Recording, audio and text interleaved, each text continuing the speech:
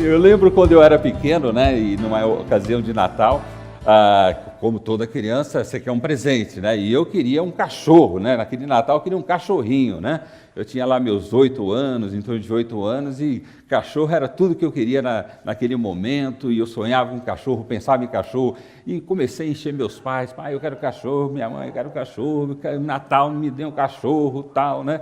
E aí chegou Natal, pensei, puxa, agora eu vou ganhar o meu presente, porque Natal para mim é a mesma coisa que aniversário, porque eu faço aniversário em janeiro, né? Então Natal a gente ganha só um presente, né? Tá muito junto, né? E chegou Natal, estou esperando o meu presente, o cachorrinho que eu queria, e de repente, né, não parecia cachorrinho, veio numa caixa retangular, chata, falei, ali não cabe o cachorrinho, né? O que eles trouxeram para mim, né? E aí chegou na hora de entregar os presentes, né? Na hora que eu fui ver meu presente, não era um cachorrinho, né? Era um Autorama que meus pais tinham se sacrificado, se empenhado para comprar. Autorama, acho que muita gente aqui já não sabe o que é isso, né? Mas é aqueles carrinhos que são de controle e fica correndo que nem bobo, né? Numa pista oval para lá e para cá, né? Mas e os meus pais acharam que aquilo era o melhor presente. Seria equivalente hoje ao videogame, esses joguinhos eletrônicos, né? Então ganhar um presente daquele seria o máximo. Meus pais se empenharam em me dar um máximo, né? Mas na hora que eles me deram o presente, eu fiquei chateado. Não era aquilo que eu queria. Não era aquilo que eu desejava, não foi aquilo que eu pedi. Eu pedi um cachorrinho, eu queria um cachorrinho, não queria um Autorama, né? E fiquei emburrado, eu fiquei chateado, não quis nem abrir, nem mexer, e fiquei ali no meu canto, assim, meu Natal já estava se estragando, meu presente de Natal, aniversário, já não tinha mais significado para mim, e eu não conseguia ver porque aquilo era importante é aquilo que eu queria, né? Mas, de repente, né, eles viram como eu fiquei, não deu outra. Meu pai e meu cunhado começaram a brincar com o Autorama, né? Eles começaram a se divertir, já que eu não estava brincando, né? Eles abriram a caixa, montaram e os dois apostando corrida e vai, aquela... Na hora eu comecei a olhar, falei, não é que o negócio é bacana, não é que o negócio é bonitinho mesmo, tal. Aí o difícil foi eles deixarem eu entrar para brincar no Autorama, né? E aí depois eu vi que era um tremendo de um presente mesmo. Depois de algum tempo para frente, meu pai arrumou, lógico, um cachorrinho, né? Mas eu me diverti bastante com o Autorama. Às vezes, nós queremos tanto presentes de Deus, nós queremos coisas que achamos que são importantes e essenciais na nossa vida agora, já. E nós começamos a pedir essas coisas a Deus. Nós começamos a falar, Senhor, eu preciso, eu quero, eu necessito, é isso que me faz falta, é essas coisas que eu estou buscando, né? E nós estamos vivendo um momento de presente, eu não sei qual presente você almeja para a sua vida, para a vida da tua igreja, mas assim, às vezes os nossos desejos, né, não são aquilo que Deus tem de bom e de melhor para nos dar. Aquilo que o Senhor quer trazer na nossa vida, que é superior a qualquer coisa que eu possa pensar, ou desejar, ou querer. Deus vai nos surpreender, né?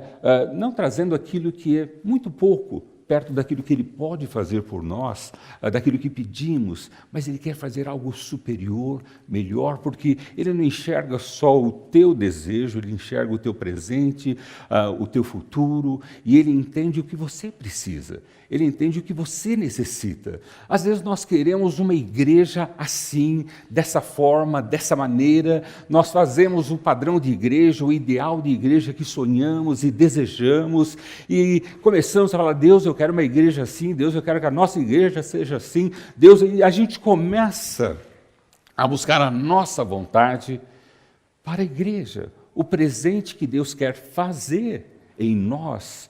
Nós queremos que Deus faça da nossa maneira e do nosso jeito. E às vezes nós não entendemos o que Deus quer fazer na nossa igreja é muito maior do que aquilo que eu possa imaginar, ou pedir, ou desejar. E isso não tem a ver só com a igreja, tem a ver com a minha vida pessoal também. Porque às vezes eu estou pedindo coisas para a minha vida, ou a vida da minha família, ou para esse momento em que estou vivendo, em que eu enxergo somente alguns reflexos do dia a dia desse momento, mas Deus quer me presentear com algo muito maior e melhor, algo superior, e eu fico falando, Deus, eu não quero, eu quero isso, eu quero aquilo, eu preciso disso, eu preciso daquilo para a minha vida, e nós não conseguimos entender aquilo que Deus tem para mim. aquilo que Deus quer colocar nas minhas mãos, que vai ser muito superior daquilo que eu imagino para mim mesmo, daquilo que eu imagino que vai ser importante nesse momento na minha vida, do que eu quero ter nesse momento da minha vida. E às vezes você vai ficar como eu fiquei naquele Natal, né, naquele final de ano, lá está lá o presente, eu estou emburrado, não estou querendo participar, não estou querendo me envolver, eu não estou, sabe, eu estava querendo aquilo e Deus está me dando isso, e às vezes não consigo nem observar o quanto é bacana, o quanto é superior, o quanto é melhor do que aquilo que eu desejava, do que aquilo que eu queria. E depois Deus nos dá aquilo que a gente quer. Mas Deus nos olha e sabe aquilo que é o mais importante para nós. Quando eu pensei na Igreja Batista Salem, nesses 28 anos que os irmãos estão comemorando, eu pensei, qual seria o presente de Jesus para a igreja? Qual seria o presente de Jesus para cada um de nós aqui? Então, o presente de Jesus é para a sua igreja, mas também é para cada um de nós que fazemos a sua igreja, que somos a sua igreja. A igreja de Jesus não está pronta, ela vai se aprontando como uma noiva até o dia em que realmente haverá o casamento, haverá a consumação de tudo aquilo que o Senhor tem para nós. Mas enquanto isso, nós estamos nos preparando, estamos nos arrumando, nos ajeitando enquanto pessoas e enquanto igreja. E Deus tem um presente para nós, uma palavra para a nossa igreja e para cada um de nós. E essa palavra de Deus, eu entendo assim, hoje teria que ser uma surpresa, teria que ser uma revelação, algo talvez diferente, novo, ou pelo menos visto de uma perspectiva diferente do que nós já vimos, talvez, essas passagens, mas alguma coisa que talvez nos trouxesse um refrigério, nos trouxesse um alento e um reavivamento da nossa visão e percepção que nós precisamos ter das coisas de Deus. Eu acho que não existe um presente mais escondido, ou talvez mais, assim, misterioso, né, de a gente saber o que é isso, do que pensar no livro de Apocalipse, ou pensar nas revelações de João. Nossa, é algo que pode vir daí. O que de diferente vem daí? O que eu não sei disso, que possa vir como um presente de Deus e ser revelado como algo que talvez eu nunca tinha percebido dessa maneira, eu não tinha olhado com essa perspectiva, eu não tinha pensado a minha igreja nesse sentido, ou a minha vida fazendo a igreja nesse sentido. A Igreja Batista Salem, ela não está pronta, ela está se aprontando. E ela se apronta através de cada um de nós, do nosso posicionamento, daquilo que entendemos, daquilo que ouvimos, daquilo que construímos juntos, segundo uma visão. Então, quando nós vamos para o livro de Apocalipse, porque eu acho isso extremamente interessante, porque é uma revelação, vai ser revelado para nós algo novo, revelado uma palavra nova para cada um de nós. É uma situação em que é única, porque é uma revelação de Jesus. Veja, Jesus, ele pregou o Sermão do Monte, ele curou, ele libertou, ele salvou pessoas, mas Jesus nunca pregou à igreja, nunca trouxe uma palavra à igreja. Só nesse momento, Jesus se revela através de João para a sua igreja. Então, essa é a primeira mensagem de Jesus à igreja. E, de novo, a igreja, lógico, vocês já sabem disso, que não é esse prédio nem a nossa organização. Somos cada um de nós que contribuímos e fazemos a igreja acontecer. Então, quando Jesus traz essa mensagem dele para a sua igreja, ele está trazendo para a sua vida e para a minha vida. E eu convido você a abrir a sua Bíblia no livro de Apocalipse, capítulo 1. Revelação de Jesus que Deus deu para mostrar aos seus servos o que em breve há de acontecer. Ele enviou o seu anjo para torná-la conhecida ao seu servo João, que dá testemunho de tudo o que viu, isto é, a palavra de Deus e o testemunho de Jesus. Feliz aquele que lê as palavras desta profecia, e feliz aqueles que ouvem e guardam o que nela está escrito, porque o tempo está próximo. Às 7 igrejas da província da Ásia, a vocês graça e paz da parte daquele que é, que era e que há de vir, dos 7 Espíritos que estão diante do seu trono e de Jesus Cristo, que é testemunha fiel, o primogênito dentre os mortos e o soberano dos reis da terra. Ele nos ama e nos libertou dos nossos pecados por meio do seu sangue e nos constituiu reino e sacerdotes para servir a seu Deus e Pai. A ele sejam glória e poder para todos sempre. Amém. Eis que ele vem com as nuvens, e todo olho verá, até mesmo aqueles que o transpassaram, e todos os povos da terra se lembrarão por causa dele. Eu sou o Alfa e o Ômega, diz o Senhor Deus, o que é, o que era e o que há de vir, o Todo-Poderoso. Eu, João, irmão e companheiro de vocês no sofrimento, no reino e na perseverança em Jesus, estava na ilha de Pátimos, por causa da palavra de Deus e do testemunho de Jesus. No dia do Senhor, achei-me no Espírito e ouvi por trás de mim uma voz forte, como de trombeta, que dizia: escreva num livro o que você vê e envie às 7 igrejas, Éfeso, Esmirna, Pérgamo, Tiatira, Sardes, Filadélfia e Laodiceia. Voltei-me para ver quem falava comigo. Voltando-me, vi 7 candelabros de ouro.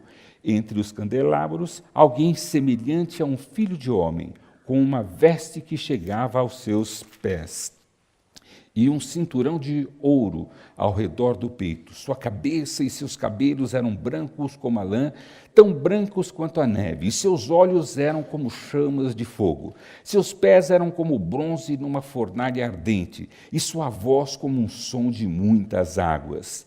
Tinha em sua mão direita 7 estrelas, e da sua boca saía uma espada afiada de 2 gumes. Sua face era como o sol quando brilha em todo o seu fulgor. Quando o vi, caí aos pés como morto, caí aos seus pés como morto. Então ele colocou sua mão direita sobre mim e disse: não tenha medo, eu sou o primeiro e o último, sou aquele que vive. Estive morto, mas agora estou vivo para todo sempre, e tenho as chaves da morte e do Hades. Escreva, pois, as coisas que você viu, tanto as presentes como as que acontecerão. Este é o mistério das 7 estrelas que você viu em minha mão direita e os 7 candelabros. E as 7 estrelas são os anjos das 7 igrejas. E os 7 candelabros são as 7 igrejas. Eu gosto do livro de Apocalipse porque o livro de Apocalipse não é um livro escondido, misterioso, um livro que a gente não entende, né? É um livro difícil de estudar, é um livro difícil de entender, porque ele trata de linguagens simbólicas, ele trata de uma linguagem muito própria dos judeus e muito própria daquela época, e nós precisamos descodificar essa linguagem para poder entender. Naquela época eles entendiam muito bem, eles sabiam o que os números representavam, eles sabiam o que aqueles símbolos representavam, então eles não tinham dificuldade em entender aquela linguagem que João estava usando. E ele usou essa linguagem mais rebuscada, mais judaica, mais simbólica, que os judeus entendiam, para que essa carta e essa mensagem pudesse passar pelos romanos, passar por aqueles que não seria importante entendê-las, porque eles estavam sendo perseguidos, eles estavam sendo mortos, e essa carta era para as igrejas, né? Então, quando você estuda o Apocalipse, você vê que é um livro mais do que um livro misterioso, um livro monstruoso, ou um livro que só vai tratar as coisas do final de tudo. Não. O livro de Apocalipse, ele não trata só do final, ele trata do presente e do final. E às vezes nós nos preocupamos somente com as coisas do final dos tempos e esquecemos que estamos no tempo presente. E o que Jesus fala para João é que ele deveria relatar as coisas que ele estava vendo, tanto as presentes como as que acontecerão. Então, o livro de Apocalipse, ele trata das coisas presentes, do presente momento, também trata das coisas do futuro, as coisas que virão. E às vezes, quando nós vamos estudar o livro de Apocalipse, nós nos detemos somente nas coisas do futuro. E, às vezes, por não sabermos as coisas do presente, o futuro fica mais nebuloso, fica mais esquisito, fica estranho de se entender. Por quê? Se não entendemos nem o presente, dificilmente vamos entender o futuro. E João, no primeiro capítulo, em que ele descreve essa revelação que ele tem, ele descreve essa experiência magnífica que Deus está colocando. E veja que interessante, né? É uma revelação de Jesus. Então aqui nós temos um livro de Jesus, Jesus escrevendo para cada um de nós, Jesus escrevendo para a sua igreja. Você fala assim, Jesus fala comigo, Jesus, a gente vai lá no Sermão do Monte, ou vai na oração em João 15, nós temos palavras de Jesus, nós temos Jesus interagindo, mas aqui Jesus está falando com a igreja. Está falando comigo e com você, a igreja daquele presente, a igreja deste presente, a igreja do futuro. Jesus está falando conosco e nós vamos estar atentos àquilo que Jesus está falando. E o livro de Apocalipse não é para nos levar ao desespero, à agonia. Eu lembro quando eu era jovem, eu não quero nem ver esse livro. Primeiro eu quero casar, ter filhos, depois eu vou estudar Apocalipse, né? Porque a idade de Jesus voltar, pronto, aí eu não casei, não tive filhos, né? Então a minha expectativa era só de pensar em termos de futuro, né? E esquecendo de que o Apocalipse também é um presente que precisa ser renovado, é um presente que precisa ser alimentado para que o futuro faça sentido. Para que a vida eterna faça sentido, para que a minha esperança tenha razão de existir. Eu preciso entender o presente. E veja que bonito. O primeiro versículo diz, revelação de Jesus, que Deus lhe deu para mostrar aos seus servos. Não era para mostrar só para João. João era um instrumento, o anjo veio, se revelou a João e João tinha que passar essa mensagem aos seus servos. E ele põe assim, em que breve há de acontecer. E ele enviou um anjo para ser esse mensageiro e trazer essa palavra e torná-la conhecida ao seu servo João, que dá testemunho de tudo que viu, isto é, do que ele dá testemunho, João? Essa parte é muito importante. Ele dá testemunho da palavra de Deus, do testemunho de Jesus. Então, é isso que nós vamos entender. Aquilo que Deus quer fazer na nossa vida está dentro da sua palavra. Está dentro do testemunho de Jesus, que hoje nós chamamos de Evangelho de Jesus. Então, a revelação de Deus para nós, aquilo que Deus quer falar e comunicar com cada um de nós, se encontra na sua palavra. Palavra hoje que nós temos a Bíblia como palavra de Deus. E eu preciso saber que eu não vou achar a revelação de Deus, eu não vou achar a palavra de Deus, ou o testemunho de Jesus, assim, o que Jesus viveu e eu tenho que viver, fora da palavra de Deus. Por isso, eu não posso somente ter a Bíblia, mas eu preciso ler, conhecer, ter intimidade com ela. E com isso, a palavra de Deus vem até nós, como veio para João. Veio e ressaltando isto, a palavra de Deus e o testemunho de Jesus Cristo. Por que a palavra de Deus é importante? Porque o testemunho de Jesus, ou o evangelho de Jesus, o que Jesus viveu, esse é o testemunho, a vida dele entre nós. Porque isso é essencial, eu entender e ouvir de Deus. Veja, nós estamos perdendo muito essa ideia de felicidade, ser feliz.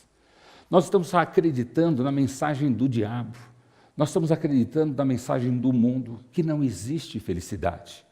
Eu tenho que me adequar a essa política, a essa corrupção, a essa criminalidade. Eu tenho que entender que a vida é assim mesmo, as coisas são assim mesmo, e eu vou perdendo a ideia de que felicidade existe e é real. E ela pode acontecer na minha vida, independente das circunstâncias que eu estou passando. Porque a felicidade, ela vem quando realmente aquele que, veja, versículo 3, feliz aquele que lê as palavras desta profecia.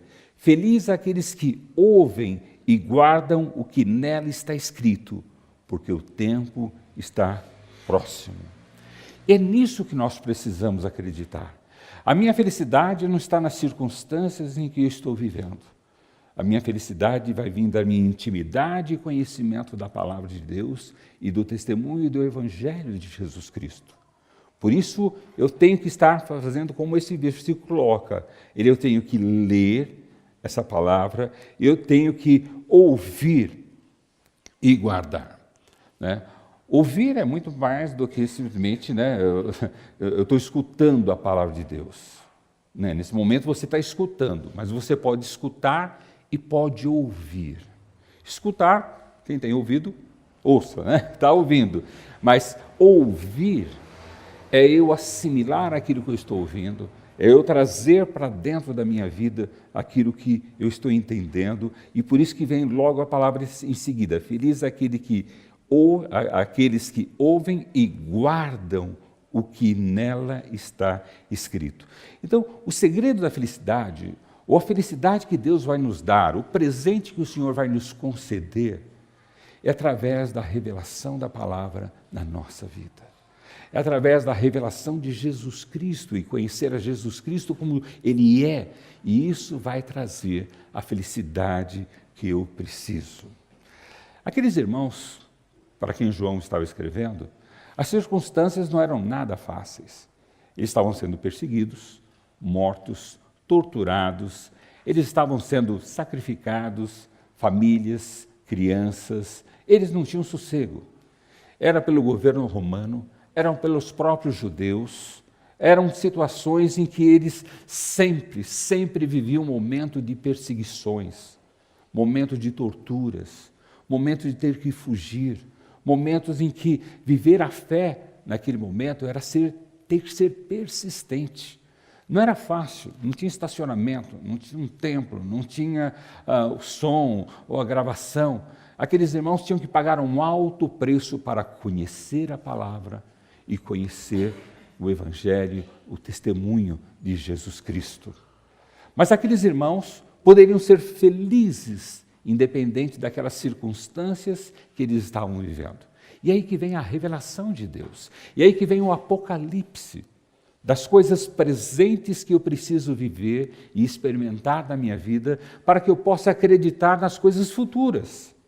Hoje, quase falamos muito pouco sobre o futuro da igreja, o futuro do cristão, que é a eternidade, que é o paraíso, que é o pós-morte.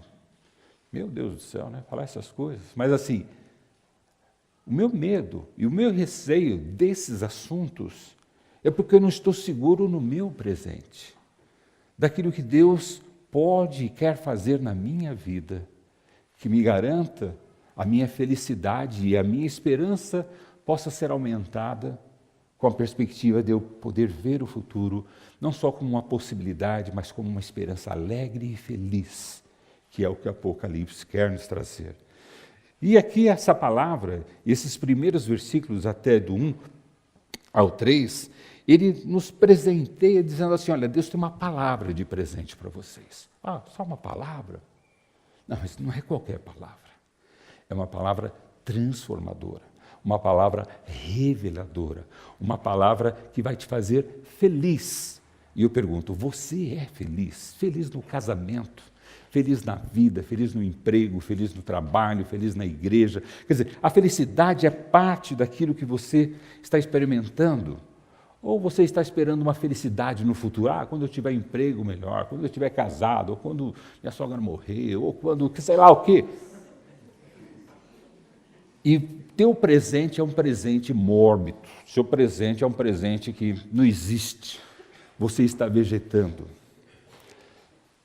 A palavra de Deus vem a João e fala assim, olha, o meu presente é minha palavra, é a minha revelação. É o Evangelho, é o testemunho de Jesus, que é o seu Evangelho, eu olhando e observando a vida do meu Senhor e vivenciando aquilo no meu presente. E isso vai fazer com que eu supere, que eu vença as dificuldades do presente momento, e não só vença, mas que eu possa ser feliz, mesmo morando onde eu moro, mesmo sendo casado com quem eu sou, mesmo tendo os pais que eu tenho, mesmo vivendo ou tendo aquele emprego que eu tenho, eu posso ser feliz. Porque a minha felicidade não está baseada nas minhas circunstâncias, mas está baseada no meu conhecimento da palavra e no conhecimento do testemunho e do Evangelho de Jesus.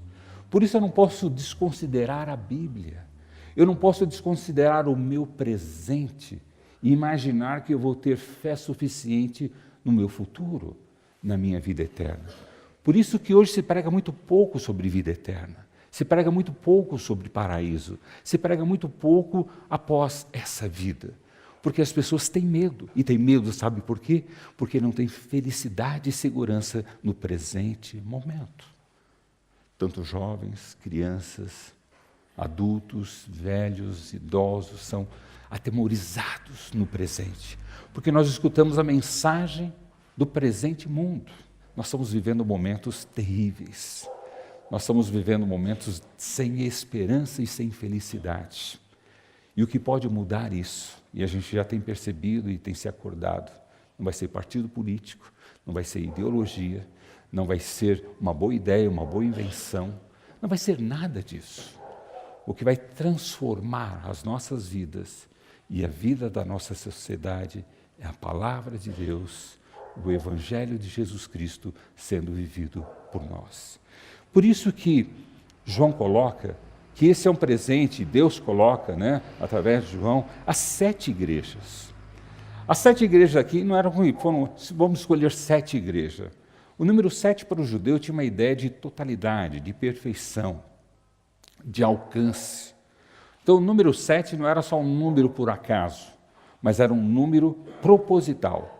Uma carta que serviria a todas as igrejas e a todos os tempos. Então, quando ele coloca 7 e coloca especificamente essas 7 igrejas, que é uma cadeia de igrejas de 80 quilômetros de distância cada uma ali, ele está se referindo à igreja do mundo, daquele mundo, do nosso mundo e de todos os tempos. O 7 tem esse sentido de pleno, completo, perfeito, não só numa situação temporal, mas atemporal para todas as épocas e todos os tempos, porque a revelação não era só para eles, mas é para nós e é para as pessoas do futuro, até que Jesus venha. Por isso que ele fala as 7 igrejas, mas não somente as 7 igrejas, mas também fala aos 7 anjos da igreja, aos 7 pastores da igreja. Porque nenhuma igreja é igreja sem um pastor, e se o pastor não é pastor se ele não tiver uma igreja, um líder. E nós somos responsáveis por essa relação, de termos um homem de Deus entre nós, que nos dirija, nos guie, nos dê a direção de agradar ao Senhor Jesus Cristo, de trazer essa palavra à nossa igreja e às nossas vidas. Por isso eu preciso respeitar a minha estrela, respeitar o meu pastor, amar o meu pastor, porque ele é de Jesus, ele tem uma mensagem de Jesus para as nossas vidas, ele traz a luz que nós precisamos para iluminar a igreja do Senhor Jesus Cristo. Então, o 7, e o que vem representando o número 7 durante em toda a Bíblia, em toda a linguagem judaica, essa é a ideia. E, especificamente, essas 7 igrejas que faziam parte ali dessa Ásia, hoje seria mais ou menos a região da Turquia, elas estavam especificamente numa região estratégica em que as correspondências ou as comunicações passavam por ali e eram distribuídas para o mundo todo daquela época. Então, era como se fosse uma rede de internet, em que era mandada a comunicação, mandava para ali naquela região, e aquela região distribuía essa comunicação. Então, essas igrejas tinham uma responsabilidade não só de receber essa palavra, mas de passar essa palavra às demais igrejas e às demais pessoas. Que palavra é essa? De novo, a palavra de que eu preciso da palavra de Deus e do Evangelho de Jesus, do testemunho de Jesus, para que eu possa ser feliz, seguro no presente momento. O que a palavra de Deus e o testemunho de Jesus vai nos trazer? E é o que ele vai contemplar a partir dos versículos seguintes. Vai nos revelar Deus, quem é Deus. Ele é o alfa e o ômega. Ele é o primeiro, ele era, ele é, ele vai ser. Então você vai vendo as dimensões como Deus se apresenta, e se apresenta na sua palavra, nos dando a segurança de que Ele é o Senhor deste mundo. Ele é o Senhor da nossa igreja. Ele é o Senhor do tempo. Ele é o Senhor de tudo. Então, quando João vai recebendo essas revelações, vai mostrando quem Deus é e o que Deus vai fazer através da sua palavra na nossa vida. Por isso que ele coloca assim, né? Primeiro, né? A vocês graça e paz, né? A partir do versículo 4, daquele que é, que era e que há de vir. Já está definindo. Ele é. Ele sempre foi, ele sempre vai ser. Entenda, esse é o Deus que nós cremos. Esse é o Deus que vai nos trazer a felicidade, a alegria, o senso da vida que precisamos para acreditar até na vida futura. Mas esse Deus que era, que é, que há de vir, ele também fez algo tremendo para nós. O versículo continua embaixo, né? Ele nos ama e nos libertou dos nossos pecados por meio do seu sangue e nos constituiu reino e sacerdotes para servir a seu Deus e Pai. A Ele seja glória e poder para todos sempre. Amém. Quer dizer, esse Deus, Ele não só é, mas Ele demonstrou o seu amor para conosco, enviando o seu Filho para derramar o seu sangue, para morrer por nós, para nos libertar, para nos salvar. Então veja que a minha felicidade, ela vai sendo construída através da palavra, do Evangelho, vai sendo construída através de quem Deus é e o que Deus fez por mim. E isso vai me dando a segurança do que eu preciso agora. Vai me dando a garantia das coisas que eu necessito na minha vida neste momento, para poder viver. É que ele diz assim, que ele está nos introduzindo num outro reino, no reino dele, e nos fazendo no reino dele sacerdotes, quer dizer, pessoas que vão e têm a responsabilidade de interagir, de levar, de fazer esse serviço cristão que Deus nos deixa a cada um de nós. E aí depois ele volta, eu sou o alfa, o ômega, e o ômega, versículo 8, e continua o versículo 8, o que é, o que era e o que há de vir, o Todo-Poderoso. Entenda isso. Esse é o Deus que nós cremos. Esse é o Deus que nós confiamos. Esse é o Deus que é por nós. É o Deus que vai construir nas nossas vidas essa felicidade, essa alegria. Então veja, ele não está falando aqui de futuro. Ele fala de futuro, mas ele está falando de presente.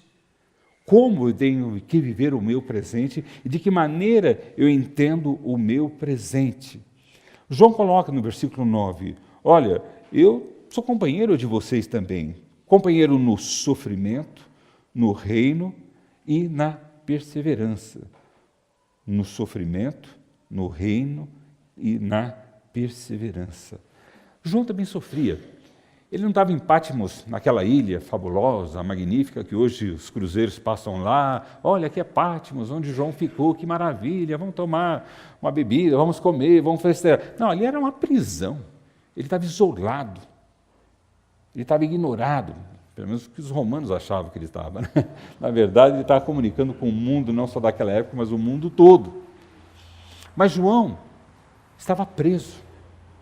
Ele, juntamente com toda aquela geração, e ele era um dos últimos apóstolos ali, ele estava preso, sofrendo, vendo seus amigos serem torturados, enforcados, crucificados, queimados, jogados às feras. E João também está vivendo um momento, circunstâncias de sofrimento. Mas ele entende assim, mas eu estou no reino. Jesus é o Senhor. Deus é o Senhor da minha vida. A palavra do Senhor é que me dirige, não é as circunstâncias do meu sofrimento ou do meu momento. Por isso, a perseverança é o que eu preciso ter na minha vida. Nós precisamos perseverar naquilo que cremos. Perseverar, sabe, é ser insistente, persistente, consistente em crer, em saber que a nossa solução e o nosso caminho está nessa direção. E João tinha essa percepção. Ele falou, eu, João, irmão e companheiro de vocês, companheiro aonde? No sofrimento, no reino e na perseverança. E ele diz assim, e em Jesus, estava na ilha de Pátimos. Por causa do que ele estava na ilha de Pátimos? Por causa da palavra, veja, e do testemunho de Jesus. Esse homem cria e vivia tanto isso. Isso era a vida dele, e era a felicidade dele, e era a libertação dele mesmo na prisão. Mesmo numa condição de sofrimento, de isolamento, que qualquer outra pessoa poderia ver como uma circunstância, acabou minha vida, vou viver deprimido, vou morrer aqui. João se via não naquele reino presente que estava ali, mas ele se via no reino de Deus, num plano de vida maior e superior ao que o mundo apresenta. E ele se coloca de que isso é por causa da palavra de Deus e do testemunho de Jesus. E ele põe que no dia do Senhor, quer dizer, no domingo da ressurreição, né, e me achei-me no Espírito e ouvi por trás de mim uma voz forte como de trombeta. E essa voz dizia: escreva num livro o que você vê e envie às 7 igrejas. E aí ele nomeia as 7 igrejas, né? E ele depois vai trazendo essa mensagem e essa revelação às 7 igrejas. Primeiro ele conta testemunho como foi a experiência dele, desse encontro fenomenal com o Senhor Jesus. Esse encontro que é indescritível em palavras humanas, e ele descreve daquilo que ele pode mais entender do simbolismo das ideias do que Jesus poderia estar ali representado, como um sumo sacerdote, com todas aquelas vestimentas, mas uma vestimenta transcendental de sacerdócio, porque Jesus é o sacerdote universal, né, definitivo.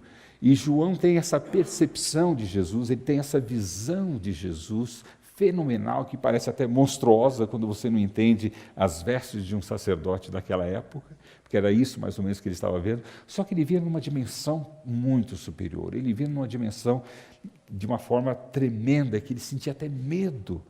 O tipo de voz, o tipo de olhos, o tipo de roupa, o tipo de pessoa, o tamanho de pessoa, quer dizer, era uma dimensão que transcendia a um sacerdote daquela época.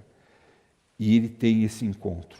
E esse encontro revela, né, e mostra essa verdade. E de novo, no versículo 17, ele põe, olha, eu estava como morto ali, né? Quando eu tive aquela experiência, a sensação foi de morte. Então ele colocou a sua mão direita sobre mim e disse: não tenha medo, eu sou o primeiro, o último, sou aquele que vive, estou morto, mas agora estou vivo para todo sempre. Né? E aí ele coloca, escreve, versículo 19, escreve, pois, essas coisas que você viu, tanto as presentes como as que acontecerão. Este é o mistério. E aí ele conta sobre as 7 estrelas e sobre os 7 candelabros, que são as 7 igrejas, e as 7 estrelas, os 7 pastores.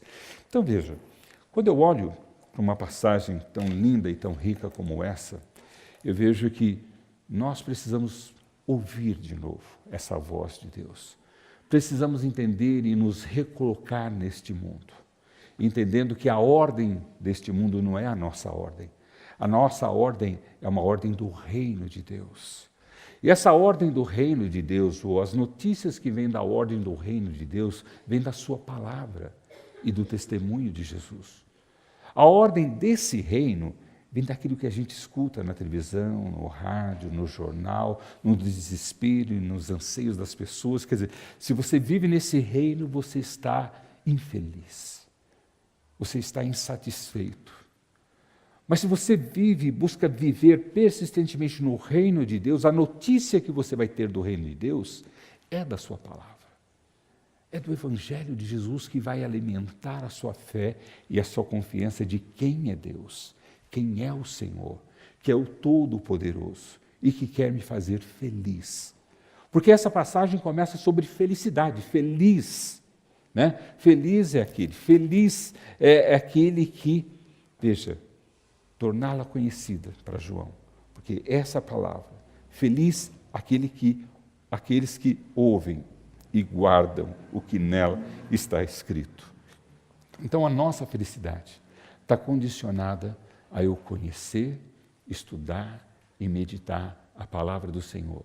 Está condicionada não somente de ouvir, né? A gente ouve o programa de rádio, né? A gente escuta o programa de rádio, mas eu posso também, além de escutar, eu posso ouvir. Por isso nós precisamos estar atentos. Será que nós estamos ouvindo ou só escutando a palavra de Deus? Será que a palavra de Deus tem esse sentido de dar direção ao reino de Deus na minha vida?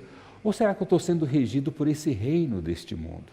Eu vivo nesse mundo e estou na ordem desse mundo, mas o meu rei é Jesus, o meu reino é o reino de Deus. Esse era um grande conflito na época de João, porque naquela época o imperador romano já estava se colocando como Deus. Começou como semideus e agora tinha que dar salve César, né? Tinha que dar uma saudação como Deus. E ele estava se colocando na postura de Deus. E quem não desse essa saudação, né, ao imperador era morto, porque era contrário àquele reino. E aqueles irmãos não davam saudação ao imperador. E ele sempre falava, Jesus é o Senhor. Jesus é o Senhor da minha vida. Não é a televisão, não é as mensagens, não é a má notícia, não é as circunstâncias desse mundo que dirige a minha vida, mas o que dirige a minha vida é a palavra do Senhor. É aquilo que o Senhor traz para mim. É o testemunho do Evangelho de Jesus na minha vida, em que eu não simplesmente escuto, mas eu ouço, assimilo, guardo no meu coração, e isso me faz uma pessoa feliz. Posso estar até prisioneiro em circunstâncias que eu não gostaria de estar. Prisioneiro dentro de uma enfermidade, prisioneiro dentro de uma situação financeira, prisioneiro dentro talvez de um conflito, mas assim, esse mundo não me prende porque o meu mundo é superior a tudo isso, né? Tem minha irmã, eu fui o primeiro a me converter na minha família, né? E depois, né, meu pai, minha mãe, meu irmão, minha irmã, e tio, e aí vai um monte de gente que acabaram aceitando a Jesus também. Depois disso, eu era extremamente novo quando conheci a Jesus e me entreguei ao reino de Deus, né? E não vivo mais sob o reino deste mundo, mas o reino dele. Eu vivo nesse mundo, mas é ele que dirige a minha vida, né? E, ultimamente, minha irmã está vivendo um drama muito grande. Graças a Deus ela conheceu a Jesus. Mas ela está tendo uma síndrome, doela, né, em que ela perde toda a parte muscular dela. Mas nada funciona, só a cabeça. Os últimos órgãos que estavam mexendo eram os olhos, que como ela conseguia comunicar, mas agora nem os olhos ela está conseguindo mais mexer. Mas assim, quem está dirigindo nessa circunstância, nessa ilha, nesse isolamento que ela está se encontrando? Eu dou graças a Deus porque ela conheceu a Jesus, conheceu o Evangelho de Jesus, a palavra de Jesus. E essas vezes que nós temos, sempre a gente tem ido lá, né, toda semana, e a Ieda canta, a gente canta, eu prego, falo, a gente dá testemunho, e a gente vê como ela se emociona, né, dentro aqui possa entender, mas antes, quando ela tinha alguns movimentos, como ela se emocionava com aquilo, como ela gostava daquilo, então ela pedia para cantar, ela pedia para ler. Então nós sabemos que mesmo nessas circunstâncias, talvez como diz João, ilhada, isolada, ela não está sozinha, ela está com o Senhor, com os anjos do Senhor, no reino do Senhor, porque o Senhor faz parte da vida dela. E ela está vivendo esse drama. Talvez você esteja vivendo drama financeiro, ou talvez o drama moral, o drama isso, o drama aquilo, não importa que tipo de ilha você está vivendo. Mas se você permitir que o reino de Deus entre na sua vida, através de ouvir, não só escutar a palavra de Deus e o testemunho de Jesus, para que a sua felicidade seja completa, essa igreja vai ser feliz. Nós vamos cantar parabéns, bater palma, erguer a mão, né, irmãos? A gente vai abraçar um outro, nós vamos ser uma família feliz, uma igreja feliz, porque nós temos a felicidade na palavra e no conhecimento de Jesus.